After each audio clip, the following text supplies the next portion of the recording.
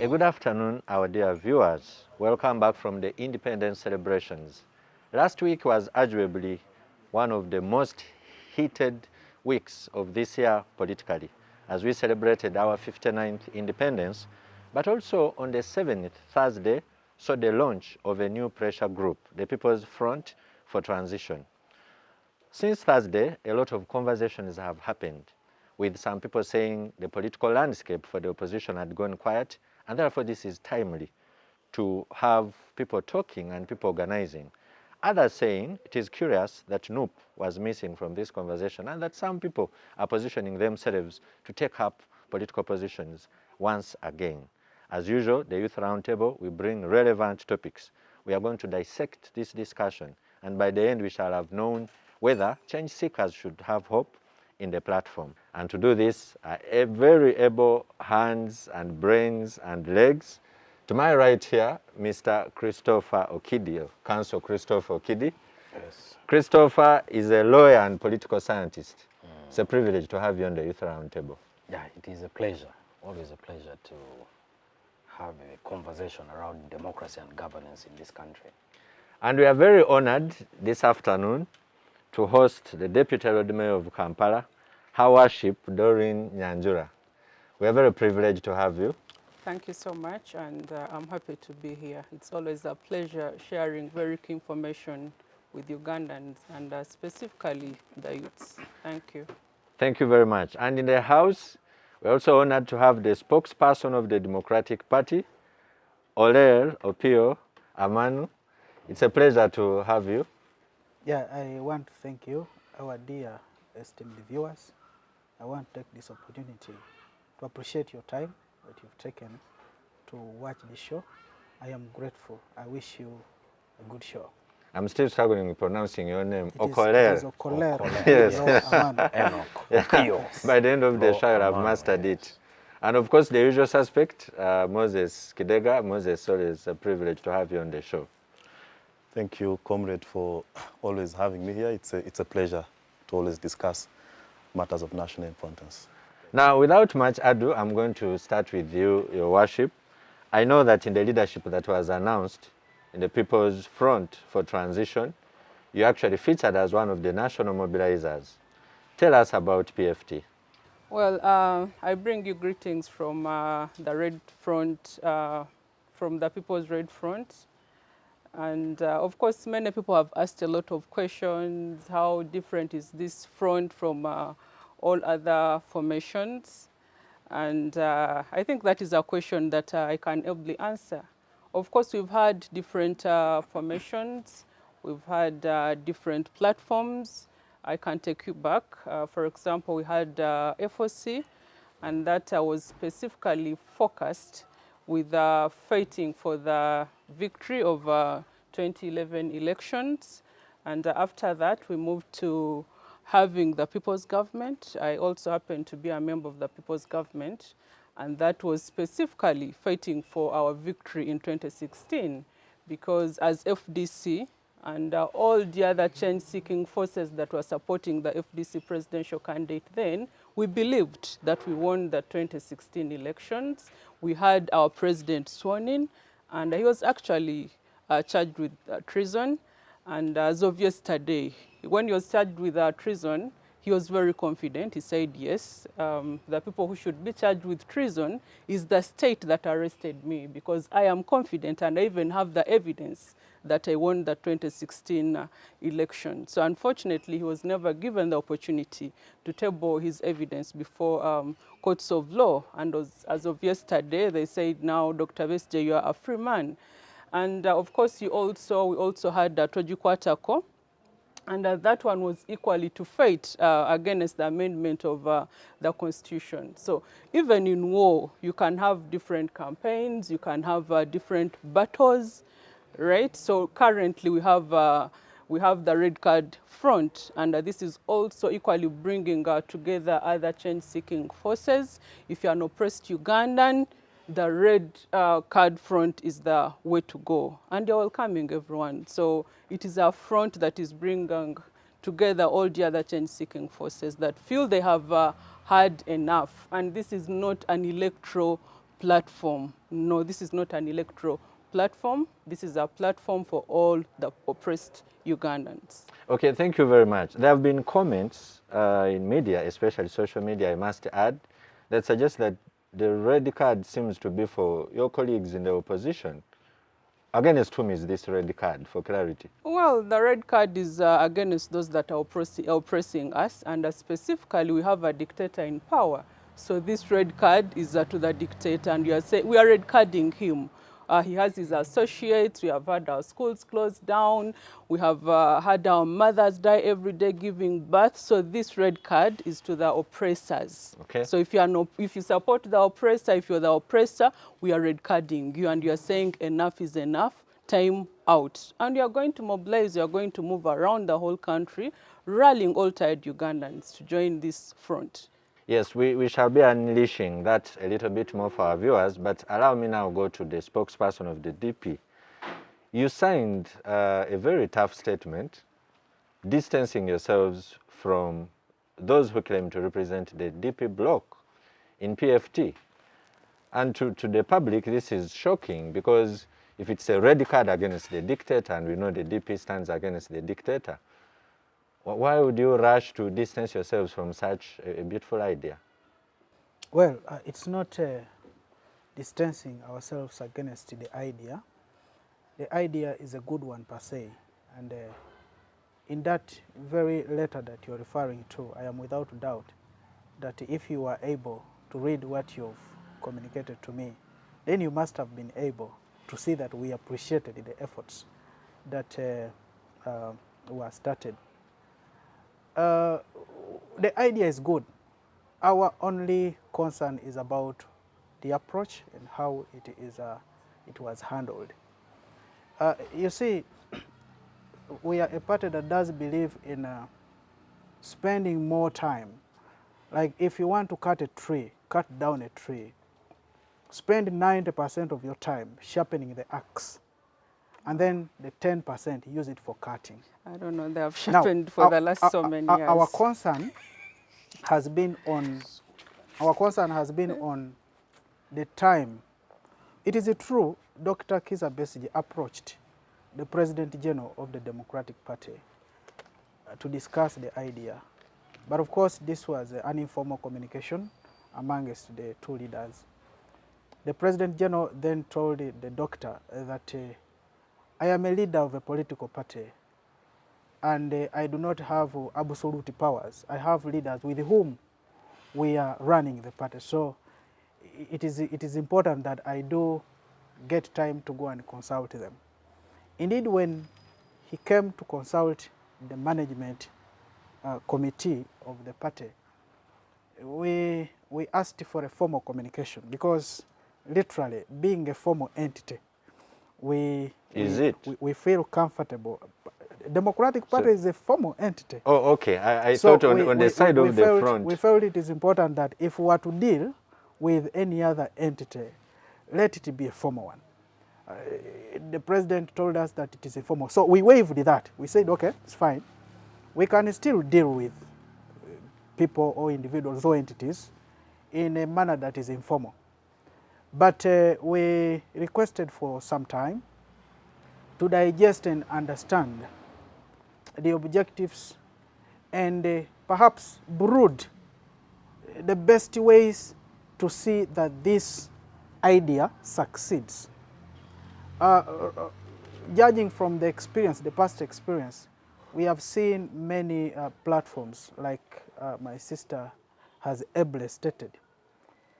But when you look at the outcome or the achievements that were reached through these platforms, you will find out that it has not been that yielding. So we wanted to brood ideas that will be contributed on the table during the conversation on how to push this idea forward, such that it yields. Before we could actually come up with the resolutions exclusively that were to table, we heard that our colleagues were launching, which is okay. And when they launched, we welcomed the idea. Because you see, in politics, in the body politic, you will always disagree here and there, and you will always agree at some point. So it means that the modus operandi, the way things are done, is not going to be necessarily the same. Like the way the FDC does their things is not the way DP is going to do their things. So if our colleagues decided to go with a few who perhaps in their opinion the time they were given was enough to give in their contribution exclusively to have the idea succeed, that is okay. So we said, okay, that's okay. We raised some objections, of course, and they were in a good spirit. As you were mentioning, you said a faction of DP, members formerly of DP. I think that is true. They are former DP members, but it's not a faction. Because as we speak now, DP is one. By Article 82 of our Constitution, my senior colleague Okidi should be knowing, when you get a card of another political party that is registered in Uganda, other than Democratic Party, by default, you cease to be a member of the DP. There's something called DP block. But that was like a front of some sort with all former DP children coming. I do not want to go into that direction, but one thing you should know is when you are a member of the Democratic Party, there are some benefits that you automatically enjoy by being a member of the Democratic Party, among which is using the name Democratic Party as and when you do deem necessary and appropriate. Now, for these members, they are no longer members of DP. When they exited to NUP, they ceased being members of DP. Automatically, they have no right to enjoy whatsoever right that members of the Democratic Party do. So we wanted to draw a clear distinction.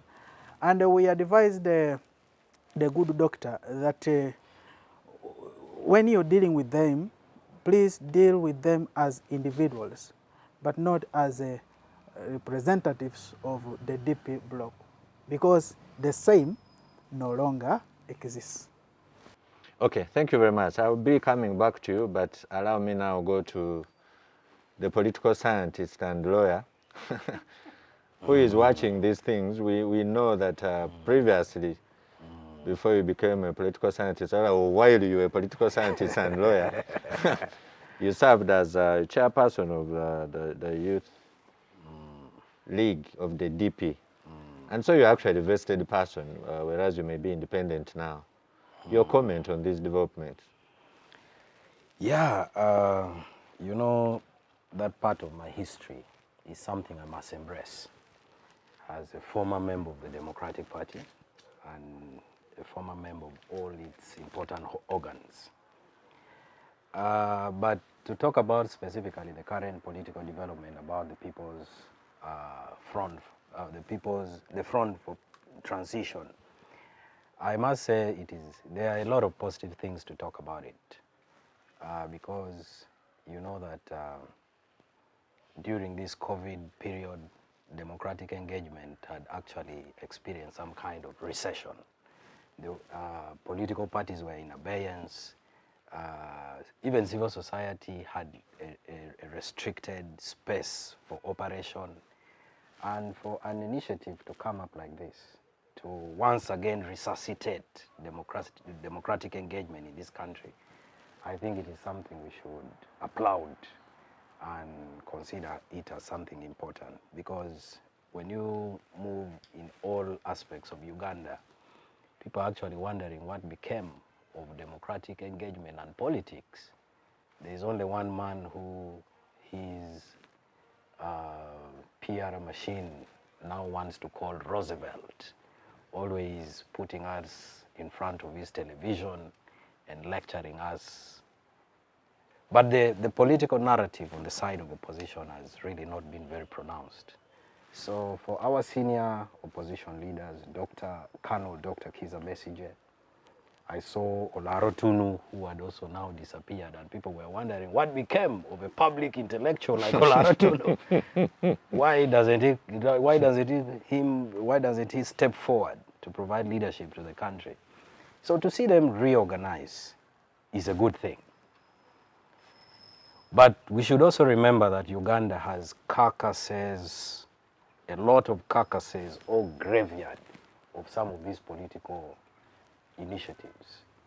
And the Deputy Lord Mayor has been giving us, enumerating for us all the political formations that we've had. Maybe what we now call I'll tell you carcasses in the politics. Yeah. 4CG, there was also Walk to Work.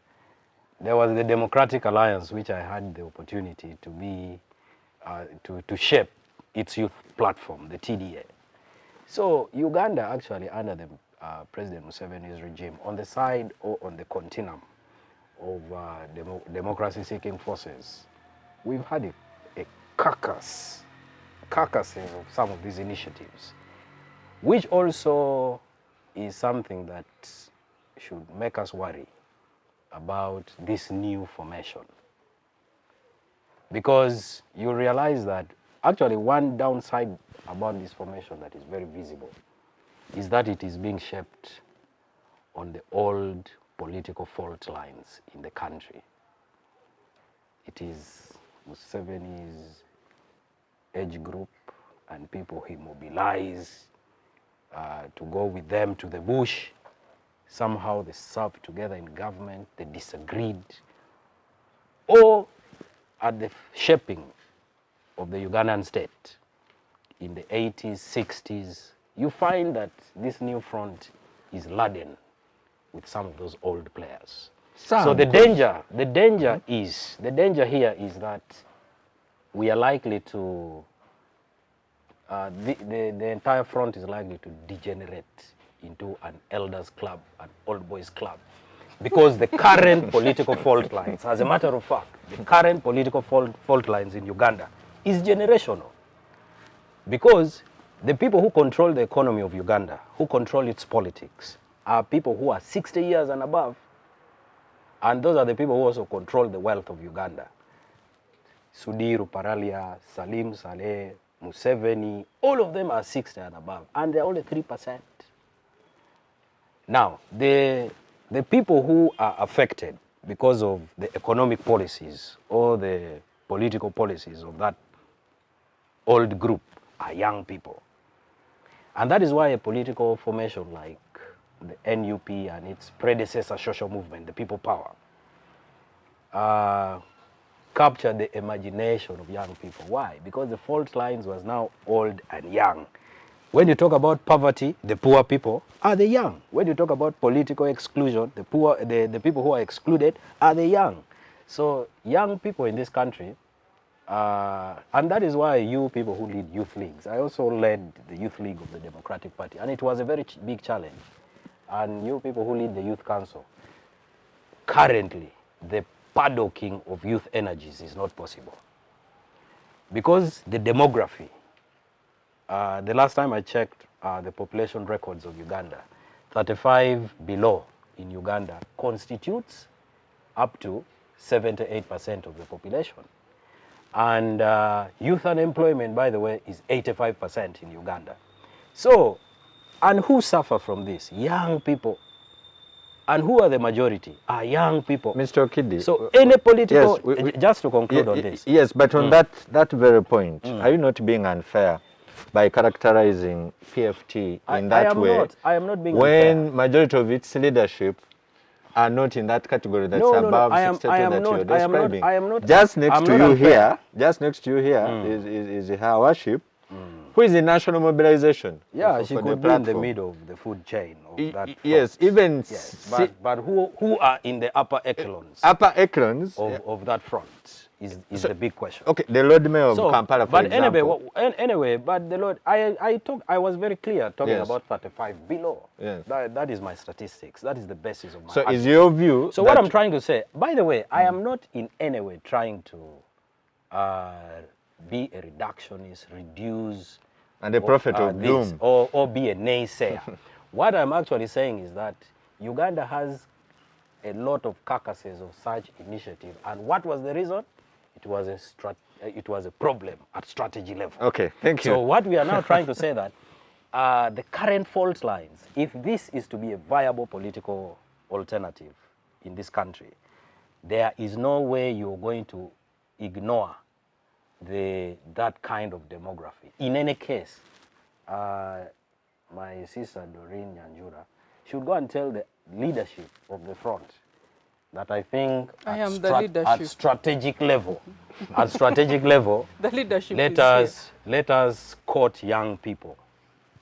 You Fair cannot enough. have any serious conversation Yes. without the NUP currently, Fair which enough. young people found expression. Fair enough. Yeah. Moses, I strategically came last to you because Chris here talks about fault lines, and we can already see from this panel that there are fault lines in the opposition. Some people have argued that this plays in your courtyard of NRM, that you're happy to see opposition fronts, you know, eating up each other. From a perspective of the NRM, and as a young person, Okidi here is beckoning us to look to the young people, what is your view? Thank you very much, Comrade Council. There is a concept called balance of power. And Dr. Welch, in his book, clearly tries to explain to us how the world order of politics is organized. And Dr. Welch will tell you that we have a unipolar system, we can have a bipolar system, or we can have a multipolar system of international relations. Later on, I'll bring it to the local level to help us understand it. And a unipolar system is where you have a hegemon, and we saw Great Britain that attempted to dominate the entire world and made itself a hegemony. And then in the bipolar is when you have superpowers, yeah? And that happened, I think, in the 1945, where we saw the USA and its allies and then the Soviet Union. Then the multipolar is what generally we are seeing today. They are great powers. You have the USA, which is powerful in its own way. Now we have India that is powerful in pharmaceuticals and among others. So now that is how the world order is organized. Now, when this happens, something called balance of power is bound to take shape or is bound to take course.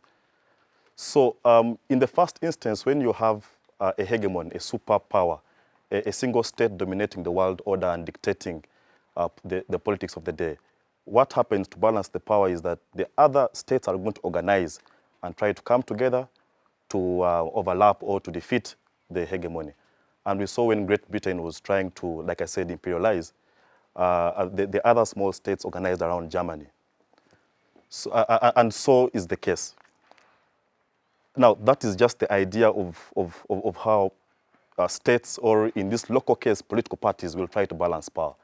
So to bring it to the national context of Uganda or to domesticate it for that case, Uganda is seeing a mixture of both. You have the NRM, which portrays prowess and strength. They dictate the politics of the day. They have the numbers across the country. They have a good mobilization strategy and approach. So they've managed to accumulate the support of the people. So in the eyes of the opposition, they've portrayed themselves as a hegemon. But also in the opposition, there is what we call a multipolar system where there are so many great parties, at least they believe they are great. You have the National Unity Platform that believes it is great in its own way. You have the FDC and you have the DP, and they're all also trying to organize in their own context. But you see, Hedley Bull, who is a scholar of political science, describes to you that for people to come together, or for states, or for, in this case, political parties to come together, there must be certain fundamental interests to achieve. And in his argument, he attempted to narrate three of them. One is that you can have a military interest, which in this case I don't see, or you can have an economic interest, okay? You want to balance trade, you want to trade, so you can come together. And the third he explained, which I had expected to be the case here, is the ideological semblance of similarity.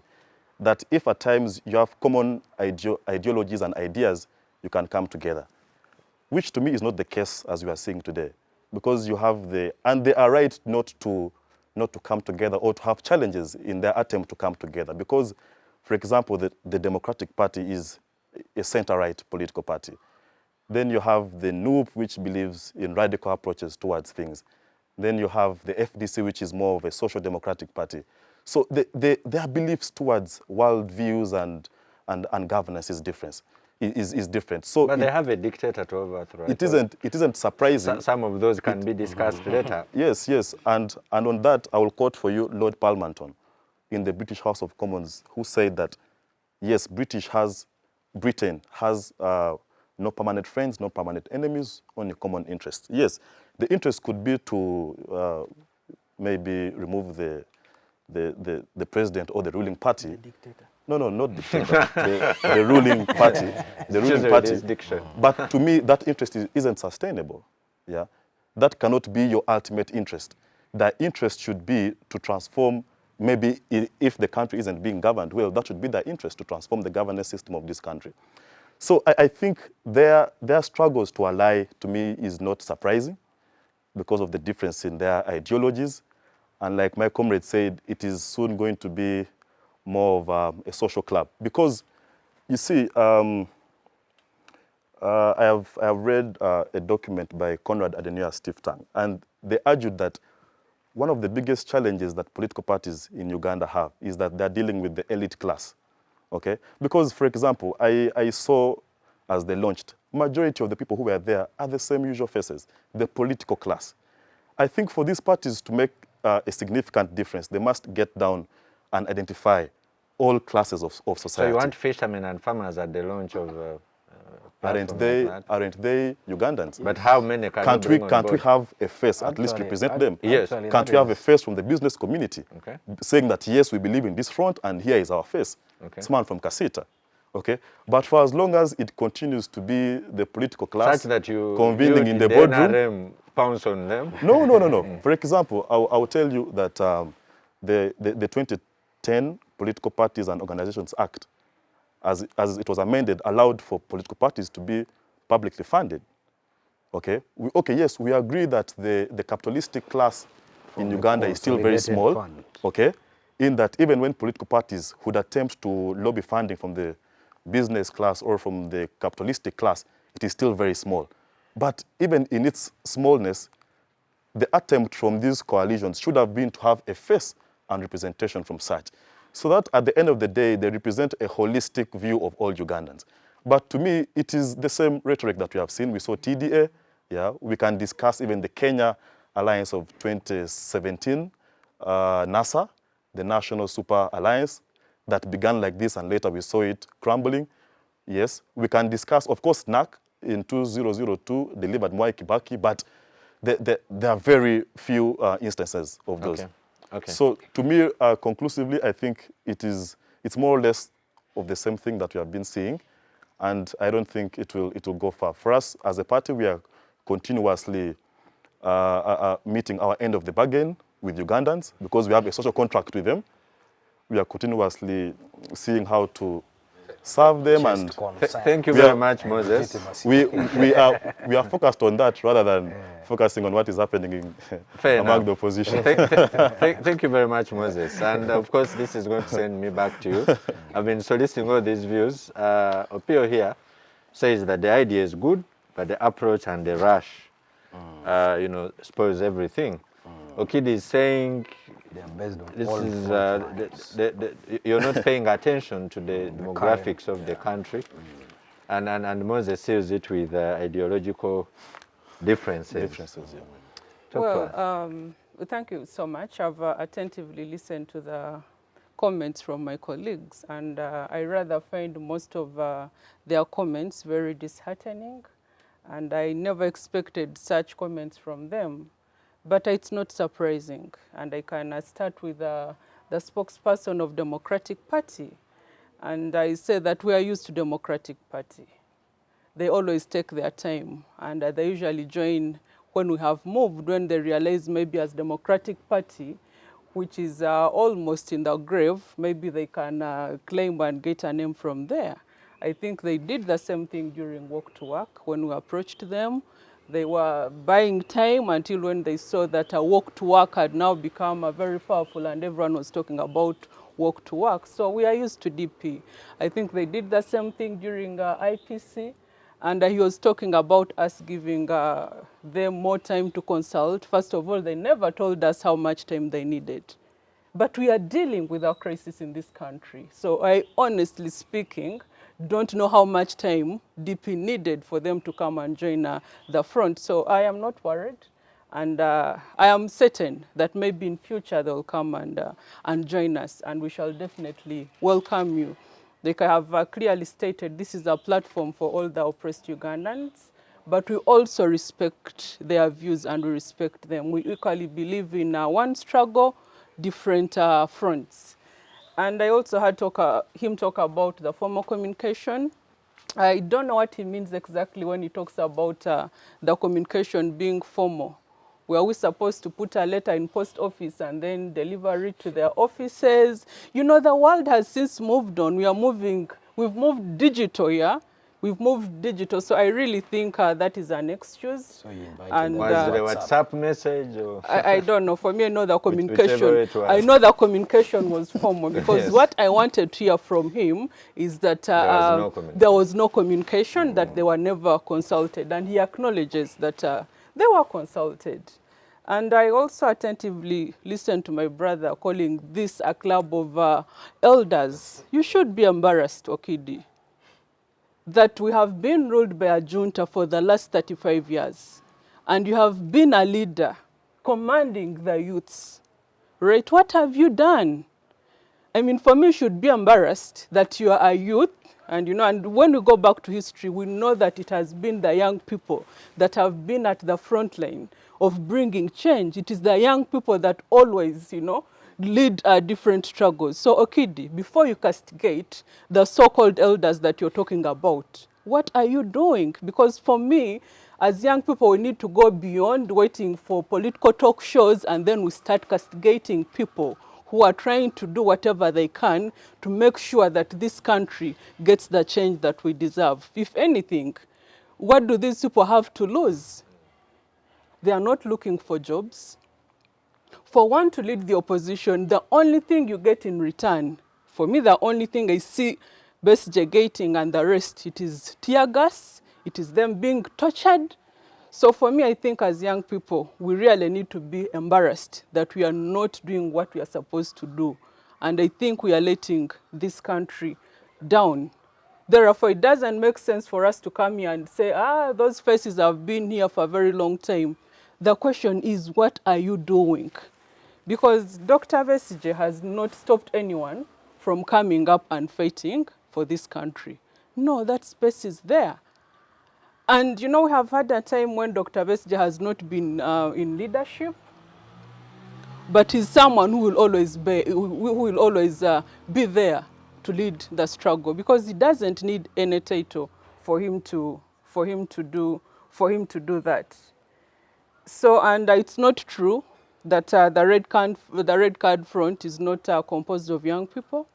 I'm a youth, for heaven's sake, and I am in the People's Front. There are several other young people. Anna Deke is there. We have Kunihira. We have Derek. There are so many, I cannot even exhaust all their names. So we are not only looking at young people. We are looking at oppressed Ugandans, whether you're female, whether you're male, whether you're young, whether you're old, so long as you feel oppressed. We are saying come and join the Red Card Front. Thank you very much. And these ideological differences, Moses seems to suggest that it may not be possible to rally all Ugandans because whereas they are all oppressed, they have different persuasions on what should be done. You see, that is why I said we believe in one struggle, but there are different fronts. The struggle is the same, but the fronts can be different, and I really have no problem with that. Joining the Red Card Front is crucial, but it is not compulsory. So if you feel you want to join the Red Card Front, we are saying welcome. However, we are not going to get permission from anyone, because I've had some sections of NUP saying, no, we are here, you're here to fight Kyagulanyi. That is absolute crap. We cannot fight NUP because there's nothing that we want from NUP. It is not NUP that is killing our people. It is not NUP that is arresting Ugandans. So for me, I think I find that talk a bit diversionary, and it should really be treated with all the contempt that it deserves. But when you also talk about unity, it's true we have different ideologies. However, there comes a time when unity is inevitable. And I can give you an example. I already talked about Tojikwatako. I mean, it was inevitable. You know, we just found ourselves uniting as the opposition. During the Mabila demonstration, I don't think there was anyone who was saying, come and join the opposition and we fight and so that we save Mabila. So there will be those instances when we shall unite, where it will not be necessary for me to go and to first process our formal communication to DP for them to come and join us. I am sure that time is going to come. You can send an email. Yeah, we can send. We pray that moment comes. So for me, I am not worried. Joining the front is crucial, but it's not compulsory. So there are some people who have said actually it's that attitude which some people have described as being entitled or being arrogant that has stopped such fronts from marshalling the necessary numbers to, you know, throw out the dictator. So who is arrogant? Me, who is saying let's come together and fight for the common Ugandans, or someone who is saying that they need a formal communication, or the other one who is saying if now NUP is the biggest opposition party, we need 8 months. Should we wait for those 8 months to elapse when we have a crisis to deal with? So I don't understand when you talk about arrogancy and all that.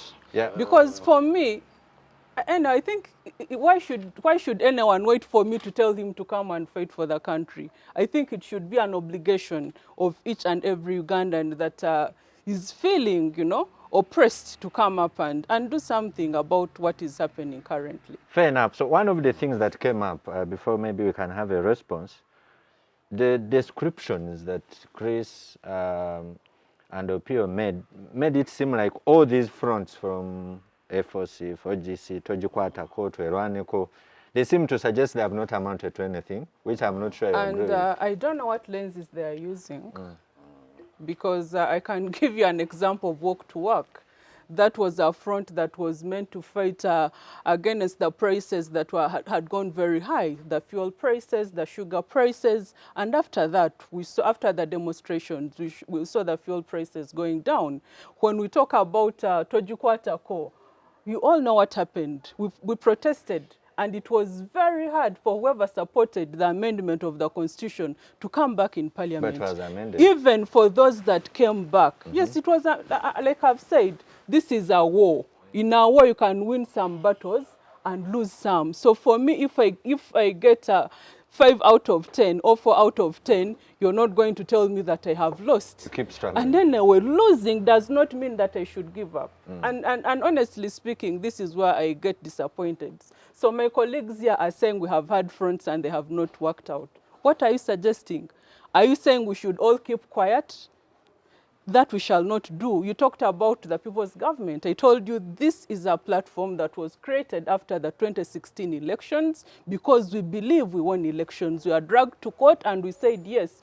The KB was sworn in because we believe we won elections. If you want evidence, you are here to table the evidence. And now the state has come out to say Bestia has no case to answer. So it depends on what lenses they are using to measure the achievements. For me, I believe this is work in progress. Yes, we have won some battles, we have lost some. However, we have to continue struggling. Thank you very much. You seem to be burning with the response. You see there is an Acholi proverb, which I will later translate in English. The Acholi proverb says, Ujokwe chero kichet if pamaro. I'm laughing if I even hear the translation. Yes, in English it says, if you don't listen to advice, or if people are well-intentioned people stop you from doing something, you will go with feces in the house of your mother-in-law. I like that you qualified that well-intentioned. Yes. Yeah. You'll go with feces in the house of your mother-in-law. Yes. So Context. I think Doreen I think she's trying to misunderstand me. For me, what I actually said that this is a positive development of resuscitating democratic engagement. But we should also know that there are carcasses of many of such initiatives. And why? Because of they got it wrong on strategy. But she's saying they are not carcasses. Yeah, They we have saying, achievements. No, we are saying no, the mere fact that you've even formed a new one, it means, have you asked yourself where the other one is? You know, But I told there you, are many other it was ways for a specific target, and it has where there are no since been fuel taken prices. by events. Did fuel It has prices since been stop overtaken rising by in events. 2016? Did fuel prices stop rising in 2016? No, there was We are talking specific about 2011. rises. Anyway, in any case, let me Yes. tell you, these are political groups. Politics deals with the political power. Politics deals with political power. In fact, Karl Marx was even very clear in his Communist Manifesto that the role of a party is to achieve political power.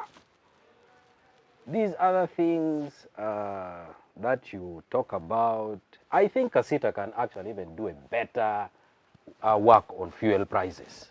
Kasita can actually, and even Shell and maybe that kind So of trade since they didn't unions. do that, But these trade unions Thereby. have been dismembered. Are they? But we use fuel Yeah, but I as think well. they can do it better. We Yes, use we fuel. use fuel. But so for if me, Kasita for me, has not actually, come what I think out, is should the, we is also the not come governance. out? You see, governance, like Nkrumah said, seek first the political kingdom and everything shall be readily availed.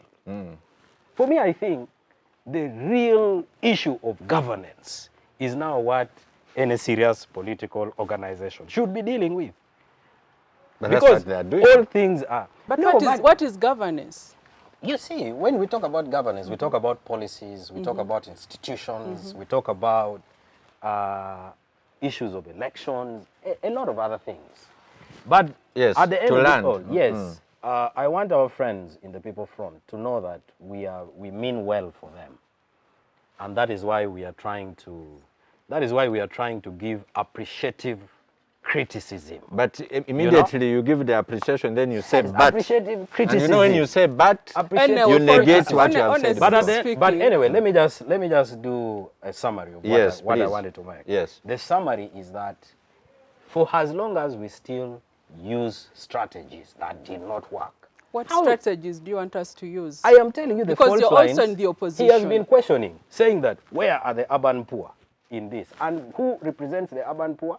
In fact, NUP is an expression. It is where the young demography, plus their political and economic exclusion, found expression in NUP. Likewise, the urban poor feel represented by that. Now, for me, I would actually So think since that they're the already serious most represented by front, NUP, I think that's enough. the first discussion should actually be a discussion between Magere and Kasangati. In fact, even if that discussion had ended at that point, it would be a more serious front Okay. than what my sister Thank is you. talking about. Mr. Opio, you have had Our Ship's response. And I also wanted to put it to you. You said you welcome the initiative, but express some reservations. And reading your statement, you use words like opportunists, self-seekers, shameless.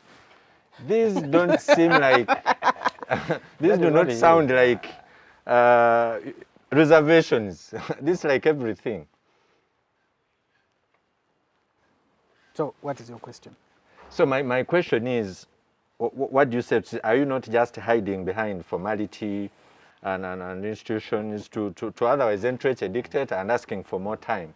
Well, first of all, I'll get to that, but I feel it's important that I do make some guidance. It is evident in the presentation from Her Worship, the Deputy Lord Mayor, that perhaps there is an insurmountable amount of diatribe towards the Democratic Party that the front And also wields. distrust, by the way. I think that it is important to realize that in a democratic dispensation, or in a semblance of a democratic dispensation, dissenting views, I started by saying we shall not always agree because we are different. Even in normal life, you can agree today on a particular issue and then disagree tomorrow on another issue. So I think it is not appropriate that she referred to Democratic Party as a political party that is almost in its grave. That's what she said, I quote. And I think it is from that statement that you emanated your question of her arrogance and the representation of the same. An entitlement. The representation of the same in conversations. Because her being a member from the front, I think what she's marketing is arrogance. And I wanted to put that clear first, not the front. Now, that said, there is a saying that when ignorance is bliss, it is wise to be indifferent. We are different as political entities. We shall not think the same. We have our markets, I would say. We have our followers. Each political party has got a group that follows them. When you look at branding, as the head of branding in Democratic Party, I do strongly believe that there are quite a number of things that we do not share with other political parties. And indeed, there are very many people, despite of existence of other political parties, DP still appeals to them. Even when it looks like it's... No, that is a narrative. Yeah. That is a narrative, but I want to remind her that the successes that she has mentioned of the previous formations, I would say most of them were actually started by DP and manned by DP and planned by DP. I want her to tell me one that was not planned by DP and manned by DP that succeeded in the list of successes that she has given. Maybe you can tell us which ones were Exactly, planned that's and what I am manned by waiting DP. for. No, you are aware that Walk to Work, Walk to Work started by the DP team. Which DP team? You are aware I know Mpuga wasn't that DP, you are aware. but we just gave him leadership to coordinate you are walk-to-work activities. Why did she talk of Mpuga? Did I mention about Because you're talking Mpuga? about But talk about walk-to-work. Of course, I'm coming. You came up with a slogan and stopped at that. So really coming Now up you with can a imagine. slogan. You can imagine. You see, You came up I with am, a slogan. I am afraid that my colleague doesn't know the power of sloganeering. Because if you bring a wrong, by the way, that Okay, thank you so much for coming up with a slogan. that front, We appreciate that. And I talked about incidences where we united. I gave an example of walk to work. I gave an example of Tojikwata. that So front. I gave you credit. Yeah, thank you, Your Worship. You can just note Yeah, those comments. we have agreed. Let So him answer I the wanted to bring to her attention. Yes, but you are still enlisting for us That, maybe those campaigns that DP... I do not need to mention more than the ones that I've mentioned, because she mentioned the two. Yes. She mentioned the Walk to Work Yes. and the Tojikwata. Even Walk to work, but you failed to mention our contribution and participation has been very paramount in the same. You get the point? Okay. Well, she may say that we came up with a slogan. Where were they to come up with a slogan? You get the point. But that is not the issue. That is diversionary, really. Yes. As DP, we believe that such issues must be resolved before we unite. Because you cannot unite with a group that you've been calling moles. There is a lot of dishonesty and mistrust amongst ourselves. You can check the statements that my colleague, the Deputy Lord Mayor, is mentioning as a brand ambassador of the front on this platform. She speaks, but with utmost level of arrogance that is unmatched. You're using superlative. You see, Hyperbole. I therefore want to believe, and strongly so, that there are some coalitions that come up naturally. To that extent, I want to agree with her. Tojikwata ko, it came naturally. There was a uniting factor. Now, as of now, political parties, some of them are giving priorities to different things. If you're coming up with the idea to coalesce them, you must be willing to give them time to make consultations amongst themselves. Now, that time cannot be determined by you who is requesting. I want to tell you that however much you embalm a carcass, it can never wake up. I see this front as being a rebrand of the people's government whose achievements we do not see for 5 years. As Democratic Party, we said no. We cannot be counted to be party to an activity or an entity that appears by all purpose and intent to be established to perform what people's government has been performing because it has not yielded. So we're like, we need to have a conversation. We need to be given time to come up with this strategy. Did you define this time? Because that's one of the issues. We do not need to define time. Yes. We do not need to define time because definitely it is in the entities, it is in our confines to determine how long it shall take us to conglomerate the energy and come up with the strategies that shall see the proposed idea thrive from merely being a platform of political grandstanding to a platform that is going to yield results and substantive results that can cause regime change.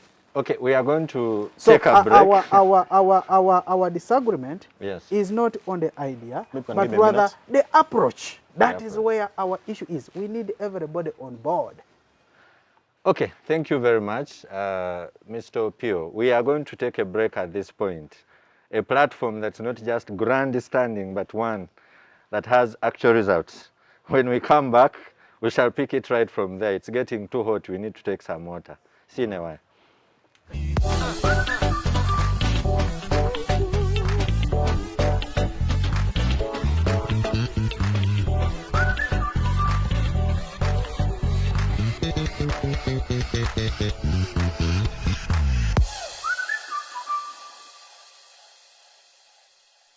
Thank you very much. Welcome back. You see, it had gotten so hot that we needed to take glasses of water. But I know it's going even to get hotter. But during the break, I also lay my hands on information about the leadership of the People's Front for Transition. And we thought we would share to maybe to debunk some of the claims here or confirm them. Yeah. Yes, so the convener of the Joint Consultative Council of the PFT is Honorable Asman Vasalira. Remember that this JEMA is where the launch of PFT was. The national chairperson is a retired Colonel Dr. Kiza Besije, who we now have information as very reluctant to offer this leadership. The first national deputy chairperson is Lord Mayor Elias Lukwago. Yeah, maybe if I can mention the political platforms. Colonel Kiza Besije is from the People's Government. The Lord Mayor Elias Lukwago from the FDC. The second national deputy chairperson is Miss Christine Kirea from the DP bloc. Former DP woman The leader. deputy chairperson Eastern is Council Peter Warubiri from UPC. The deputy chairperson for Buganda is Mr. Samuel Lubega Mukaku from DP bloc. The deputy chairperson Western is Mrs. Plan Virginia Mujeni from the People's Government. The deputy chairperson Northern is Ambassador Olara Otun from UPC. And then there are heads of entities that constitute this platform. And we have Engineer Patrick Amuriat from the FDC, Honorable Ken Luchamzi, who is the head of CP, Mr. Saddam Gaira from PPP, Engineer Elton Mabirizi from PSP, And then the secretary of the platform is Honorable Michael Mabike from SDP. The deputy secretary is Mr. Agre Osinde from PPP. And there is a panel of chairpersons and deputies in charge of different roles. The first one, mass mobilization, sensitization, and civil resistance. Mr. Sulaiman Chidandala from the DP block, deputized by none other than her worship, who is in our midst, Miss Doreen Nyanjura from the FDC. In charge of administration, finance, and resource mobilization is Mrs. Margaret Wokuri Madanda from FDC. Deputized by Mr. Abdu Chamundu of JEMA. In charge of civil society is Mr. Kalinge Nyago from the DP block. There are also professional associations and trade groups, for your information. Opio. There is no chairperson, but there is a deputy, Miss Asia Kamurali from the CP. In charge of diplomacy and foreign relations is Ambassador Waswa Birigwa from FDC, deputized by Mr. Vincent Mayanja and Honorable Anadeke from DP and FDC respectively. In charge of legal, medical, and welfare is Mr. Merab Narumu of DP block, deputized by Mr. Hamza Sewankambo and Mr. Derek Namakajo of UPC and JEMA respectively. Communications, media, and public relations, none other than veteran journalist Wafula Ogutu of People's Government, deputized by Mr. Kenneth Paul Kakande and Mr. Harold Kaija of DP block and FDC respectively. In charge of policy, research, and security is Wycliffe Bakandonda from People's Government, deputized by Mr. Michael Senyonjo of DP block. In charge of youth, women, and special interests is Miss Nambozo Hasfa of SDP, deputized by Honorable Susan Nampija of CP. And there are also eminent persons, the former Katikilo Dan Mulika, Mr. Chapa Karuhanga, Dr. Frank Nawiso, Honorable Henry Sewanya Nabazira, and Imam Kasozi. No, so back to you, Okidi. Yes. This looks like something that is well thought, with a clear leadership that is representative of all age groups, all the regions of this country. And you could say tapping from both elderly, middle-aged, and youthful energies. Can I give you some information? On this? Yeah. Yes.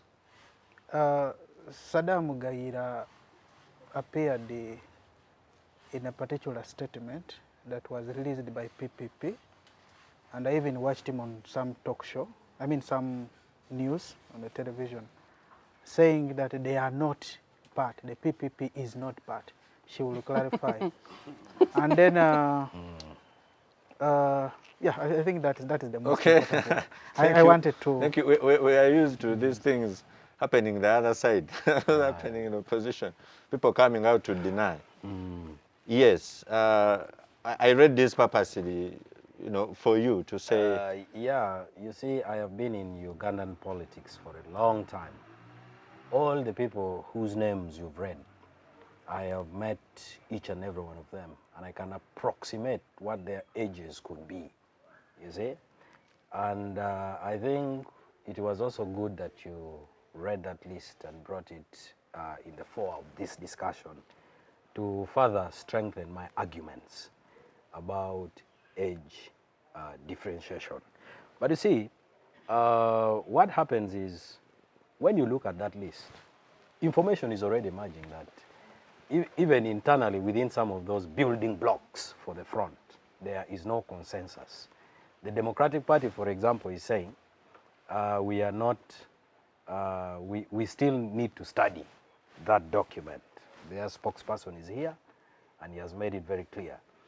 So for anyone there to purport they represent such an institution also dents the credibility of the front. No, they purport they represent DP bloc, which is different from DP, the party. What is DP? I think, what is the DP bloc? You see, when you talk about, saying they are you're still members from mentioning the SDP. name DP even when you're talking about the bloc, meaning there is no DP bloc without DP, Yes. even by mere nomenclature. even by mere nomenclature. Okay, but to get on to And- maybe more okay, now- serious things. So then- whose problem is it if DP is divided? Whose problem is it if You UPC see, is divided? let Really, me should tell it be you- my problem that the Let me tell leaders you- of DP have failed to hold their party together and therefore DP is divided? Should it be the problem of FDC that UPC has failed to hold the party together and it's divided? For me, really, I find that debate wanting. If there are people that are discontented within DP and UPC and they are saying we want to join the front, for us, we shall welcome them. For purposes of not Thank let you. me- So- let so me let- have- let- no, let- let me just a conclude. brief one. A brief one. I'm actually coming to No, after a him. brief one. For Yes. purposes of Okay. not stupefying our viewers with misinformation, I wish to state it unequivocally that there is not even a single member of DP that participated in that platform's launch, because There when are- you that one I join disagree. another Vincent political Mayanja is party, a member. can I give you a photo when he was receiving the card of NUP, Vincent Mayanja? When you receive a card of another political party, by default, these are just masqueraders, political merchants. I want to repeat it. We don't know them. Anyway, let me. I'm going to come back to you address. to substantiate some of Yeah, those let me. But yes, Chris. let me use the China-Taiwan ideology. Yes. You know, China, Taiwan used to be the official Republic of China, and it had their seat in the United Nations as a member of the Security Council representing China. But then, and you know how Taiwan was created. It was just that the conflict between the CPC and the Kuomintang, when they were defeated by Mao Zedong, fled into Taiwan. But still, with international support, they created what is called Taiwan, which official name is called the Republic of China. Now, the current People's Republic of China, which is now being led by Xi Jinping and that group, has a policy called One China policy, that no one else can purport to represent China. And for that reason, that is why Taiwan was withdrawn from representing China in the Security Council, because you must operate with China, the official China. When you operate with Taiwan, you're declaring hostility on China. Yes. When you operate with China, now Taiwan will also now have some misgivings about your relations. So, tactically and strategically, that brings back my point. So that having on said strategy, that, they got it wrong. having you should said- have actually dealt with the main Democratic Party instead of getting pockets of But- its members So to- or former members. Probably, Mr. has, Okidi. probably my friend Okidi has not been paying attention to the communication that I've been giving out, because I clearly stated here that we reached out to DP. The spokesperson of DP said they needed more time. So Yes. what more reaching out are you Yeah. looking for? But I've also said that the People's Front is not merely looking at political entities. It is equally looking at individuals that are discontented. So if Awan Mukaku is saying, I am oppressed and I need to join the front, we shall welcome that person. We shall welcome that person. As we give time to DP, as we give time to NUP, and as we give time to Auntie to work out the structures that they are talking about, as we give them time to do consultations that they requested for. So we are not going to say that Mukakwa, no. Because you don't agree with DP, then you're not welcome to the front. They say when Saul turns to Paul, you welcome that person. So we are not going to look at the differences that they have with Chagulanyi. We are not going to look at the differences that they have with DP. As long as they are not subscribing and supporting the junta, we are going to work with those people. Thank you. So as you answer that, Yes. I want to put this to you. Don't you think by talking about these things, the formalities, you know, you're focusing so much on the form, yet the substance, Ugandans are saying the country is bleeding.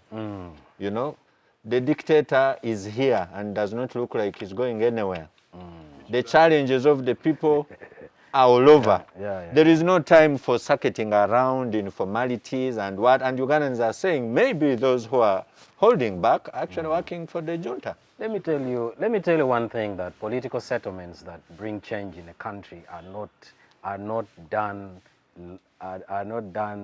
carelessly like this, are not done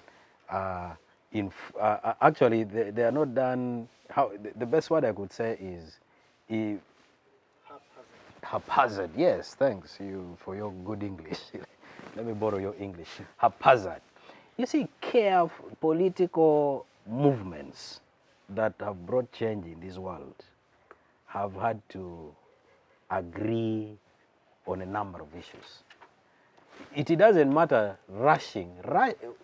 When you rush, you crash. Let me ask you. What do you call rushing? Building. What do you call rushing? Consensus building. What do you call is important. rushing?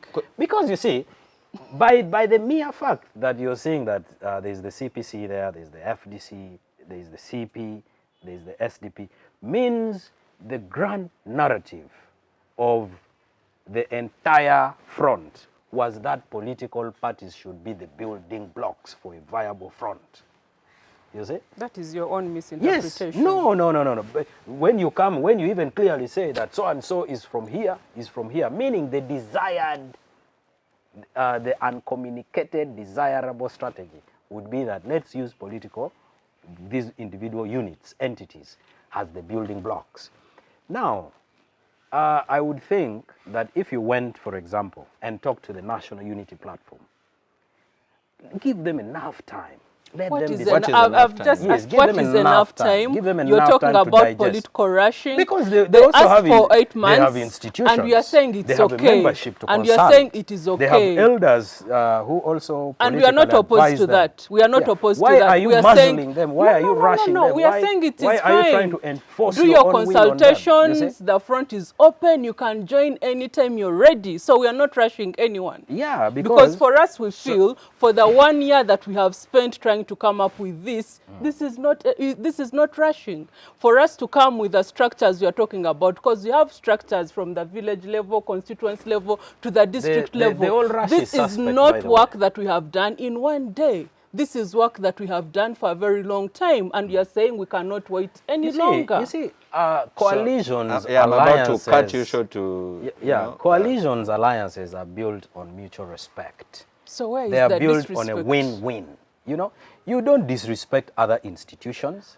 And by the way, when you continue with this kind of language, tone, and narrative, you are actually going to, soon, by the way, you will be hit with the hard reality that your opponents, you see, or the people who have been left out, is that are a actually threat? mobilizing more solid political groups because they are careful, surgical in what they are doing. So, okay, thank you very much.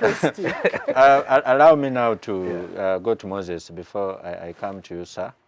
Yeah, you have quietly listened and have been taking note. But one of the things that came through, your claim was that maybe the problem is ideological. But we heard that sometimes when there is a serious disaster or crisis, issues of ideology are not the issue. And some examples were cited of when fronts like this against Tojikwatako, to save Mabira Forest, for example, have worked. And at that time, the whole question is, do you care about the Constitution? Let's go. And what this front is now saying is that, are you oppressed? If the answer is yes, male, female, young, old, which ideological position, which religion, let's go. Don't you think that debunks your point of ideological persuasion? And let me also put it to you that it has also been said that you, the NRM, also have a hand in some of these things, that you plant discord through clientism and patronage. You plant some people. Okidi here is itching They might even to be disorganize. behind the front. Okay, that too. Yes. Thank you, Mr. Moderator. Before I answer that, earlier on you said that Ugandans are saying. I beg that you rephrase that to say a small fraction of Ugandans are saying, because if you generalize it, it is somehow misrepresentation. Because I need not remind you that earlier this year, Ugandans just renewed our contract, our social contract to them, by electing our party. So if you say Ugandans are saying, Saying what? earlier on you said, is it Ugandans are saying we need change, we are suffering and all that. The dictator. But then I am putting it to you that the same Ugandans just renewed our contract. Successfully So it is My somehow. brother here should. I think he's You been in successfully Uganda bought. and he You knows successfully bought the how Yeah. many Yeah, people had to die. I seek to protect Moses. Please just take note. Please just take note of his comments. You'll have an opportunity to respond. Let us debate with decorum. Yeah. So someone mentioned the issue of strategy. I think it was Comrade Okidi, and I wanted to agree with him. President Woodrow Wilson in 1918, when he attempted to change the world order of politics, to move from balance of power to now collective security, he used what they called the League of Nations. They established the League of Nations that today is the United Nations, because his attempt was to create a point of convergence where all nations can deliberate upon issues that affect them, but also protect their sovereignty and independence and national interest, among others. So in the same regard, I think that this front was dead on arrival because the strategy was not well thought through.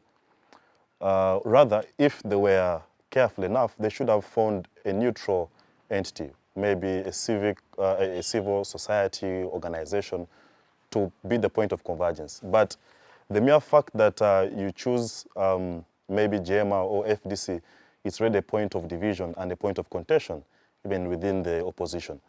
But you see, like I said earlier on, that as a ruling party, we have a social contract with Ugandans. And our focus is on meeting our end of the bargain. We promised them a couple of things. We are focusing on serving them. So the disorganization in the opposition, to us, it is not so much of our focus, and we don't give it light of the day. Because in any case, it is only demonstrating to Ugandans how incapable they are. Because people have said that Ugandans maybe are not very crucial decision makers, but if this is what we are seeing, then how should Ugandans entrust them with the mandates and the governance of this country, if even amongst themselves they cannot agree on petty things? So to me, it is only a justification, it is only a reminder that Ugandans are choosing the ruling party, the NRM, because of strategic reasons. And as you can see, the level of disorganization. But you see, as a democratic, loving citizen of this country, I also understand that the weakness, the internal weakness of the opposition affects the overall democracy of the country. So it is in the best interest of the democratic trajectory of the country that the opposition organizes itself and has checks and balances on the ruling party. Because at the end of the day, the opposing views only make us serve Ugandans better. Then you said the ruling party at times plays a role in fabricating or engineering some of these opposition conflicts. I think that is a mere allegation. That is street talk that really I would not want to focus on. Like I said, the Ugandans empowered us with the tools of state, and that is what we are focusing on. Their disorganization is, like I said, a mere representation of their ideological bankruptcy. You know, they have no clear agenda for Ugandans, and it is seen. So the argument that you try to bring across, to me, it's a mere accusation. But also, you see, what we are focused on as a party is to mobilize even the ordinary Ugandan, to make them believe that the ideas we have to transform them socioeconomically is what is going to work. Whereas for them that are focused on the top class, the social class, and the elites, first we are going down to the ordinary Ugandans. And that's why earlier on I mentioned that in such a coalition, we would have loved to see that even the ordinary young person, the ordinary Ugandan, the business community. Moses, I want to cut you short right there. Don't you find it hypocritical in claiming that you're going to the ordinary Ugandans when an attempt to have a meeting of an opposition party in this country is met with violence, when people are, radio stations are broken in two and leaders thrown out, when we are just from a campaign, so many young people died, at the hands of recklessness of security agencies. Don't you find it problematic? Do you think such an environment is one that can facilitate what you're calling for from the opposition? You see, when the people elect a government, they empower it with the tools of state. And part of the conditions in this contract is that we shall protect the lives and properties of Ugandans. So if opposition in their way of doing things exposes the lives and property of Ugandans to threat, then at times the security can, and I don't speak for security here, and I'm not encouraging You were violence. just chest thumping about how you are given tools of state. Yes, but and the state apparatus security is part of yes, it. And maybe on I'm that not, point, you also tell us how Dr. Kizza Besigye, for example, being at a radio station in Jinja, is a security threat. No, I didn't mention being at a radio station. No, I gave you being a examples security threat. of how the clampdown that has happened, and you seem to suggest the clampdown happened to protect the people of Uganda and their property. But last year in November, we saw what opposition youth were doing on the streets of Kampala, burning tires, burning property. But you did Wasn't that say- exposing a threat to the property and lives of Ugandans? How did you know these are opposition youth? Exactly. No, it was clear. How? It was very clear. Because there are antecedents of government also mobilizing, like Kaiura So- did. So, You know? anyway, So, Yeah. not- Please land. not Yes. to divert me from Yes, the yes. point. The question was, or is, you're calling on opposition to go to the grassroots and, for example, have farmers and businessmen at such a launch. And I'm showing you the environment within which opposition operates and wondering how you expect that to happen in such an environment. But you see, the environment in itself, and like I said, I'm not speaking positively about the pocket incidences that happened where there were overzealous state operatives. But also, I am saying that, for example, in the meeting that they had, we did not dictate on who they called upon to be part of that launch. They could have chosen to call someone who represents maybe the farmers, someone who represents maybe the youth, but they did not. Are you saying that the NRM dictated that particular press conference and who is invited and who is not? So that shows you that they simply don't care about If you mobilizing. block them from They going simply- to they simply- Mayuge or Luuka, in effect, you have done so, haven't you? No, but I think you're being partisan in your asking. Yes, because I've explained to you that, for example, in their representation at the press conference, we did not dictate on who they call and who they don't call, but they chose to deal with only the elite and social class. They left out the majority of Ugandans, and Ugandans are watching. Whereas for us as a party, we focus on even the ordinary Ugandans. Our message goes to as low as them. How? We have, well, Gisos. we have, no, not GISOs. We have, as a party, we have structures that go down to the village level. Okay. So we are not a party that is dealing with the elites of the country like they're focusing. We are focusing on the ordinary Ugandan and preaching our message.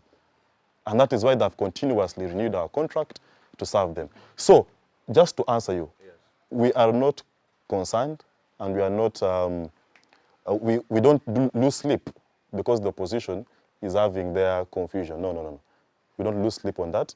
Because of that, we are focusing on what we have to do for the Ugandans, which is serve them to the best of their interests. Thank you very much. Mr. Opio, like you can see, what you're doing to the opposition front plays in the hands of your opponent. They are just thumping and saying, no wonder, what do you expect? So don't you think that gives credence to people who say, those of you who disorganize efforts such as these are actually working for the dictator and delaying the much needed change and progress? Well, I will not say you are being partisan in your questioning, because definitely you are not. But maybe you need information. Yes, exactly. We are not in any manner distracting the good idea. Like I told you, we do welcome the idea and we made it public. That said, I do not want to animate my colleague in Kidega, Moses, into a labyrinth of encumbrances that his government has meted on the political players in the country, to the extent that associating or being seen to associate with a political ideology or belief that is contrary and inconsistent with the NRM, in their opinion, you will be labeled an enemy. You have heard him. He has said the youth, opposition youth. Now, being an opposition youth, in his opinion, is qualification enough for someone to die. Who are burning tires. And lose a life. Who are burning tires and posing a threat. Maybe for your information. Hold it. Please. Who are destroying property. Okay, bring the information. I'm just bringing the information. sir. Yes. You don't need to be very hard on Kidega. And even when he's not eloquently bringing up issues of the NRM, No. Kidega is a former member of UID. I know. At Makere, I know. That's why I am a as little. former leader of UID, I know. I know. That's why I'm a little lenient. You see, when you have two people, you have the prodigal son, and you have another person who is not a prodigal, but hurting you in a similar manner.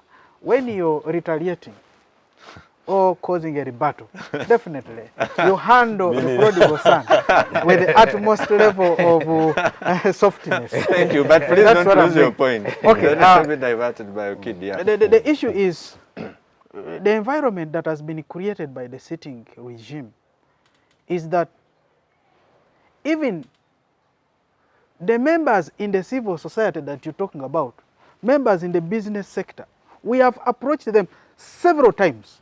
I want to tell you, these people cannot stand to be seen associating with the political players that are on the opposition. This information maybe you did not have. So I think we should be fair enough to our colleagues in the front. Based on the experience, I think it is an unfair judgment that there are no people from those sectors that he has mentioned that appeared there. Some of them, by the way, support, but from the background. And we appreciate that. That is one. Two, I think we should not lose the whole debate. It is important to put it out to our viewers that indeed unity is very, very paramount as of now. But our biggest question and advice would be, how is it done? It should be done in a manner that allows accumulation of substantive ideas. And ideas that can propel the idea forward or the front forward cannot be achieved as though you are laying a piece of cloth on a table. It's not an easy thing. It requires time. And this one has been our argument. And we have sought guidance from you about what time looks like to you. And we believe, without doubt, that when our colleagues feel that they need us to be part of the front or the bolus that is to cause regime change, they will listen to us. Last year, when we were going towards elections, there were very many attempts to coalesce, to form a bolus, a political bolus that could be used to propel the regime out of power. But some members argued, probably out of political excitement, they argued that the members down there had united. The Ugandans had united. We said, okay, since you are saying Ugandans had united, please try your luck and we see how far you can go. We are back on the square one. You get the point? Picking from that experience, I beg of the representative of the platform here that we should listen to each other. We mean good. The more we continue, bickering amongst ourselves and having a discordance in the way we conduct business, the more these people will stay in power. The more they will continue bolting themselves into power. It has been grandstanding that they won, that their contract was renewed. No, there was nothing like renewing of their social contract. It was bolting themselves into the power, of course using the government machinery, namely the security apparatuses. So you cannot argue that what we went through was an election and it was fair enough to be considered as being free and fair. So you bolted yourself. I wanted to qualify that point. That is not true. Thank you. I am about to take leave. Okay. So by and large, I think the most important thing is listening to each other. We are very much willing to work together. Everybody has got his or her own strengths. And the day we appreciate that as change seekers, it is the day we shall join the genesis of constructing a robust coalition that is anchored on principles and strong values, which shall not be or shall not appear to be like these ones that are seen to be seated on flimsy grounds. Thank you. Wow. Thank you very much.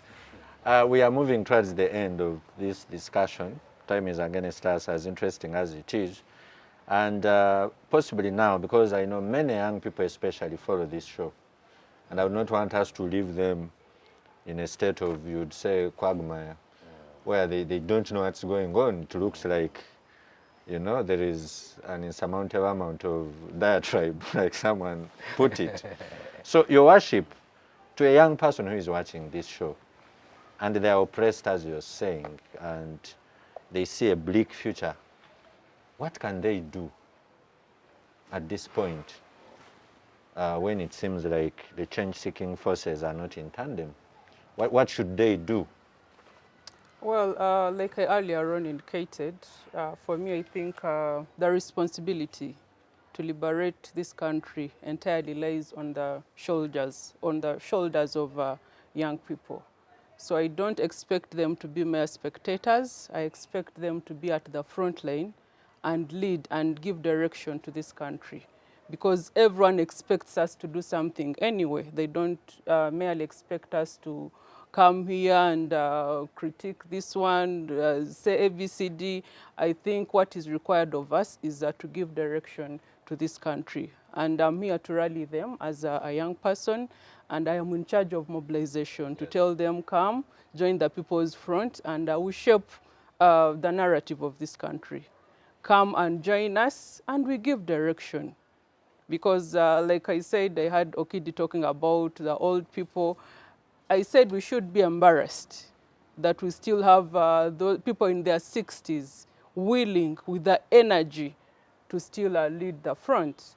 And I was rather taken aback when I listened to Kidega, who a few months ago was actually a fellow opposition member, but only crossed to NRM to win an election because he was told if he does not join NRM, he's going to lose an election. And I'm here to tell young people that that is a very dangerous path. I think as young people ought to be principled, that it doesn't matter losing an election, but at the end of the day, we have an ultimate goal to fulfill. I was also rather shocked that I heard him castigate the young people that were burning tires.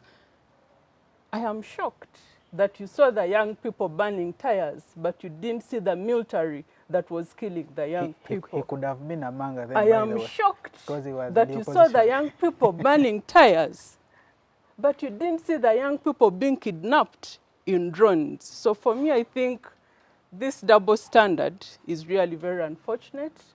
And as young people, we ought to come together regardless of our political differences, regardless of our political orientations, because the challenges that the young people face do not discriminate the colors that we put on. For example, I know for sure that there are very many young people in NRM who cannot afford a meal. There are very many young people who have decided to rent their support NRM, just like my brother Kidega here, simply because they want to survive. I think it's high time we tackled the problem once and for all. And you all know, honestly speaking, that Museveni's support is rented. That when the rent runs out, people will go back and say, he's evicted. yeah, we are not supporting Museveni. Museveni is bad. And we can give an example of Tumwine, yeah, the former minister for security. I also had one Naduli. We also had one Japam that excited so many people. Tinyefuza, name them. So we know the support is rented.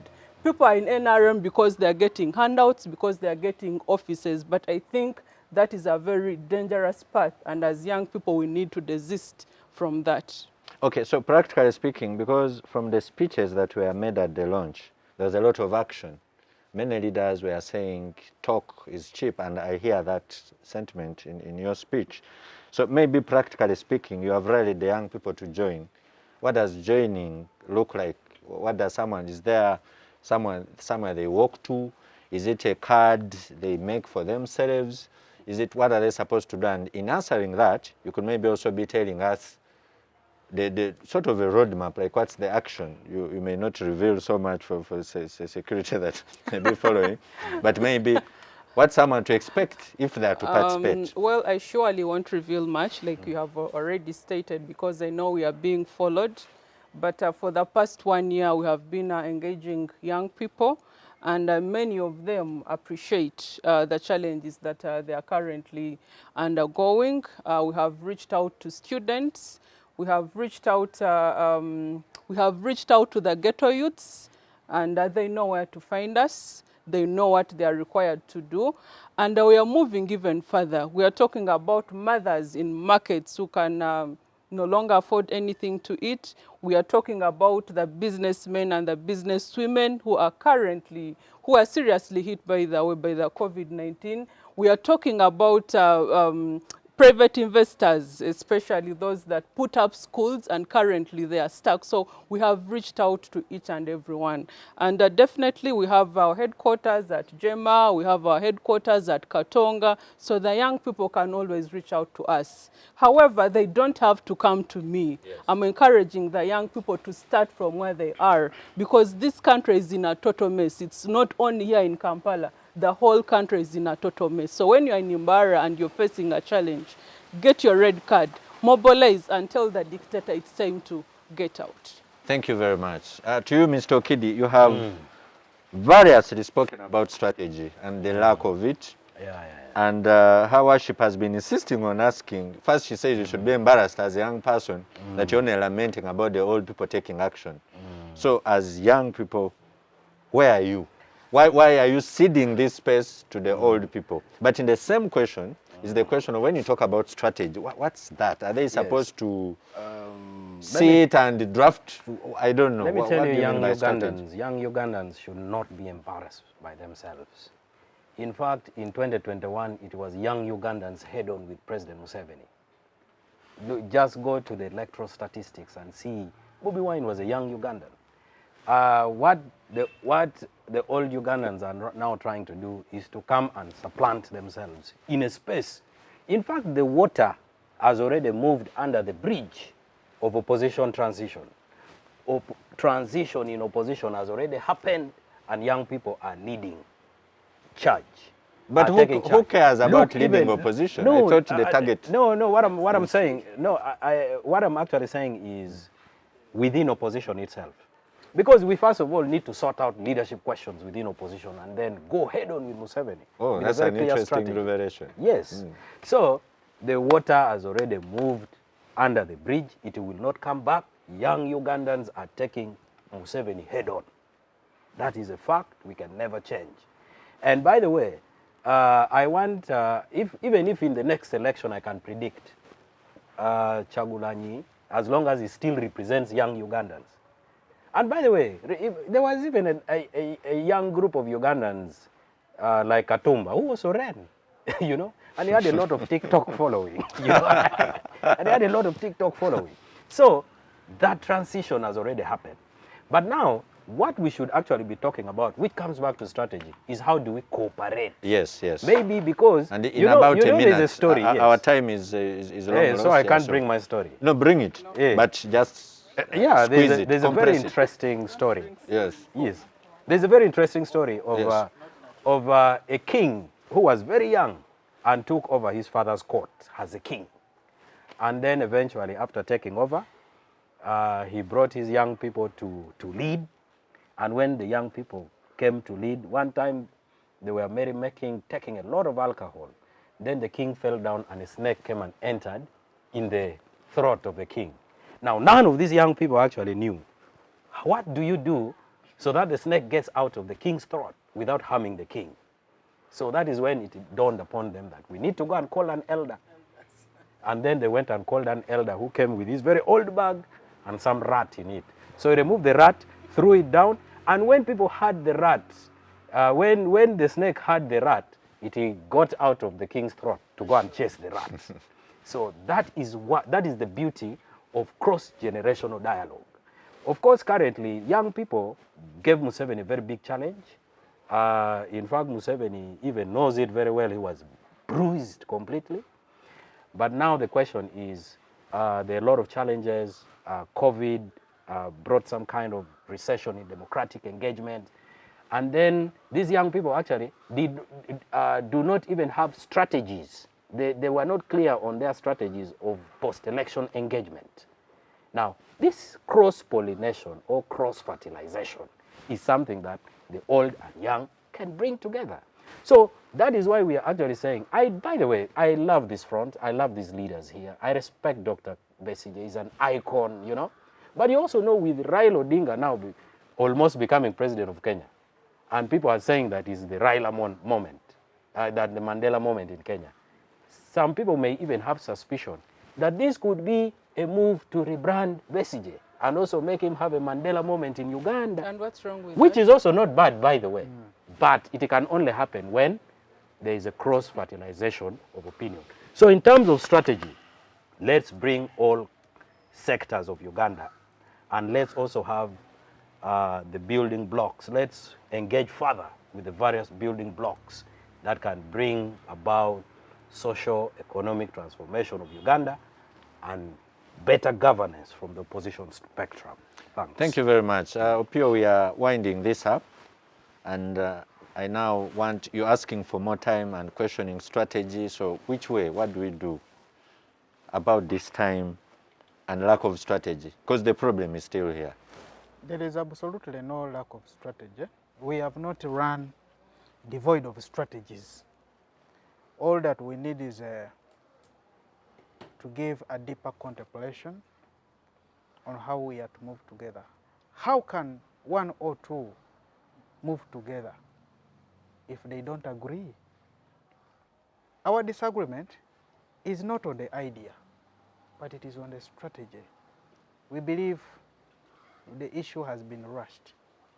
But I am without doubt, because I heard Dr. Kiza Besigye communicating that they have given themselves 3 weeks to have engagement with other political players. We are open to that.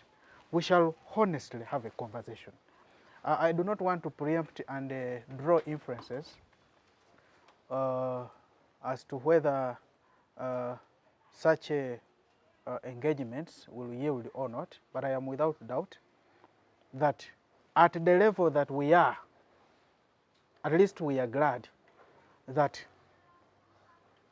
everybody in the opposition believes and acknowledges that he or they cannot do it alone.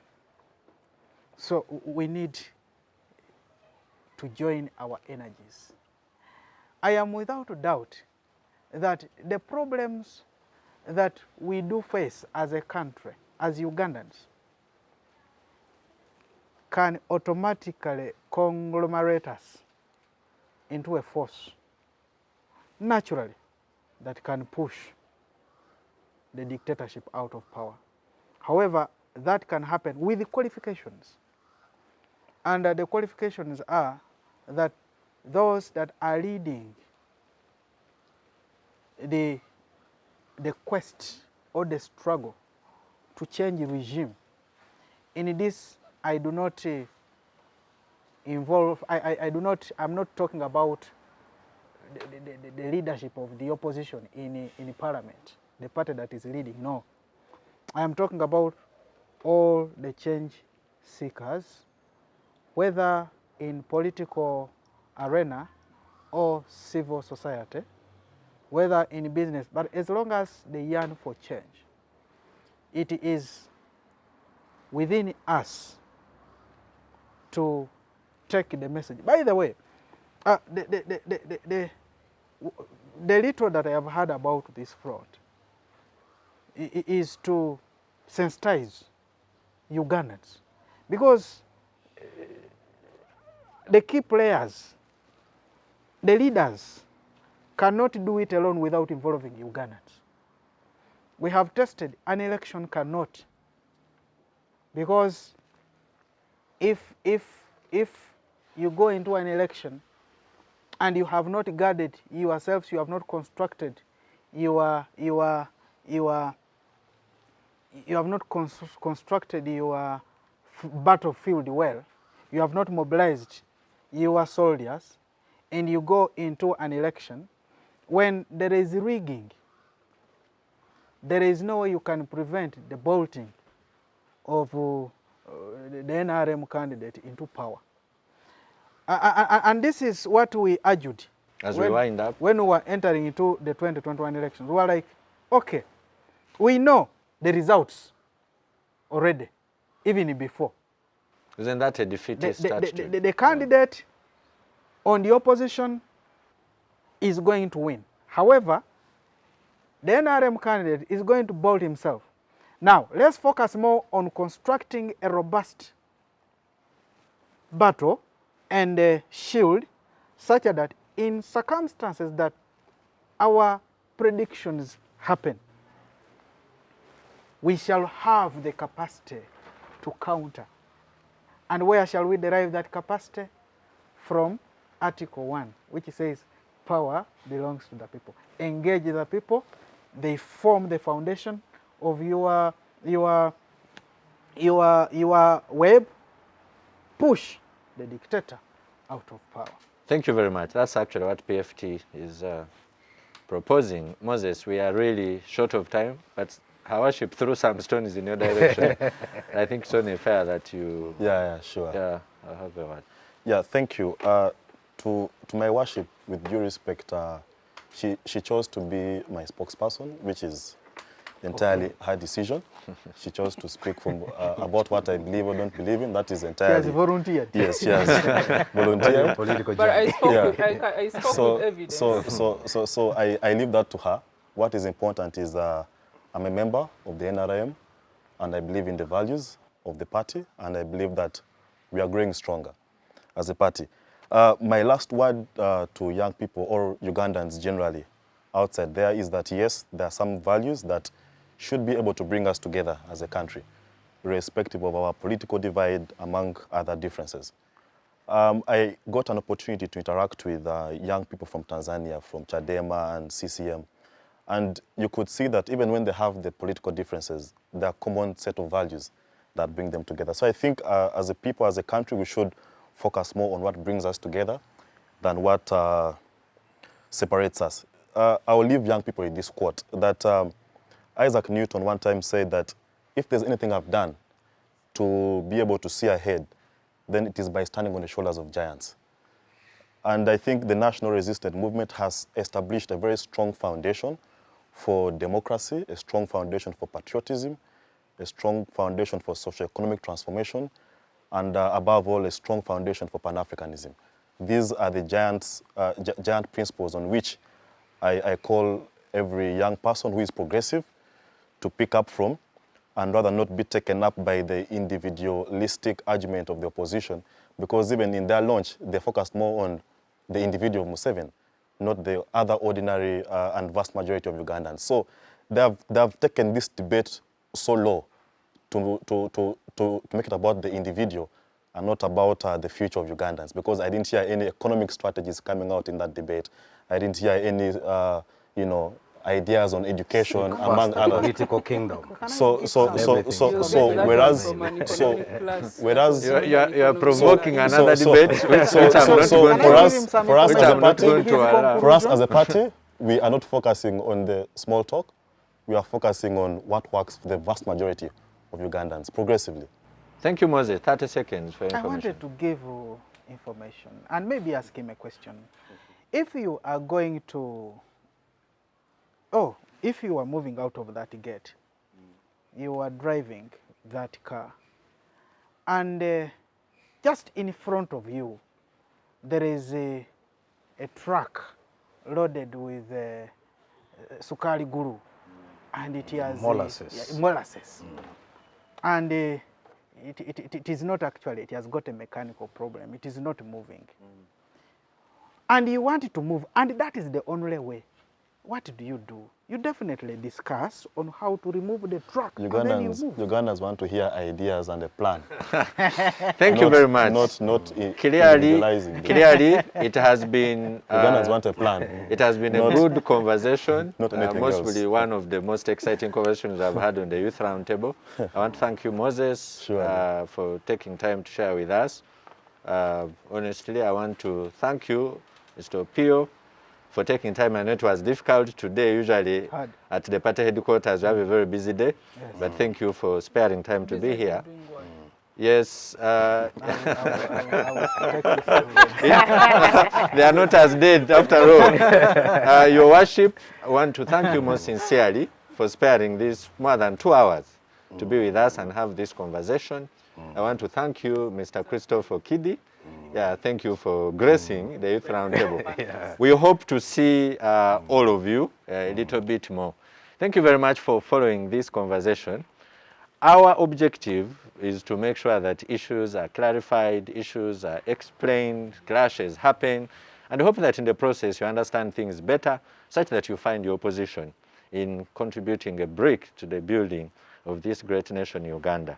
As usual, make those comments on Twitter, make those comments on YouTube. If you have not yet subscribed and clicked on that notification bell, hey, what are you waiting for?